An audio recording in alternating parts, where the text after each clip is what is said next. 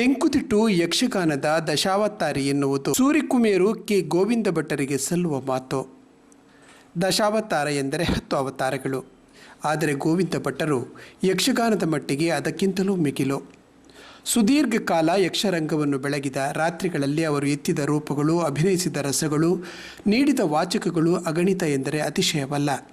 ಅಕ್ಷರಶಃ ಹೇಳುವುದಾದರೂ ಬಾಲಗೋಪಾಲ ವೇಷಗಳಿಂದ ತೊಡಗಿ ಸ್ತ್ರೀ ವೇಷ, ನಾಯಕ, ಪ್ರತಿನಾಯಕ, ಬಣ್ಣದ ವೇಷ ಹೀಗೆ ಎಲ್ಲ ವಿಧದ ವೇಷಗಳಲ್ಲಿಯೂ ಅವರು ಅಭಿನಯಿಸಿದ್ದಾರೆ.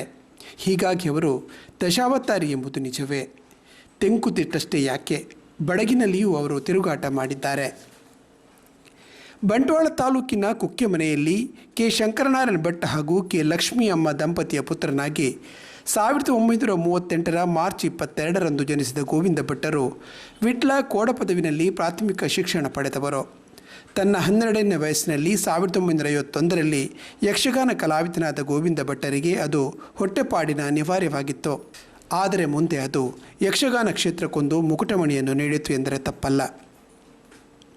ತೆಂಕುತಿಟ್ಟು ಯಕ್ಷಗಾನದ ಆಚಾರ್ಯ ಕುರಿಯ ವಿಠಲ ಶಾಸ್ತ್ರಿ ಅವರಲ್ಲಿ ಯಕ್ಷಗಾನ ನಾಟ್ಯಾಭ್ಯಾಸ ಮಾಡಿದ ಗೋವಿಂದ ಭಟ್ಟರು ಪರಶಿವನ್, ಮಾಧವ ಮೆನನ್, ರಾಜನ್ ಅಯ್ಯರ್ ಅವರಲ್ಲಿ ಭರತನಾಟ್ಯ, ಕಥಕಳಿ, ಕೂಚುಪುಡಿ ನಾಟ್ಯಾಭ್ಯಾಸ ಮಾಡಿದವರು. ಈ ಭರತನಾಟ್ಯ ಪರಿಣತಿಯ ಪರಿಣಾಮವನ್ನು ಅವರ ಹಸ್ತಾಭಿನಯ, ಮುಕ್ತಾಯ, ಕುಣಿತಗಳಲ್ಲಿ ಕಾಣಬಹುದಿತ್ತು. ಯಕ್ಷಗಾನ ಕ್ಷೇತ್ರಕ್ಕೆ ನೀಡಿದ ಕೊಡುಗೆಯನ್ನು ಪರಿಗಣಿಸಿ 2016ನೇ ಸಾಲಿನ ಕೇಂದ್ರ ಸಾಹಿತ್ಯ ನಾಟಕ ಅಕಾಡೆಮಿ ಪುರಸ್ಕಾರ ನೀಡಿದೆ.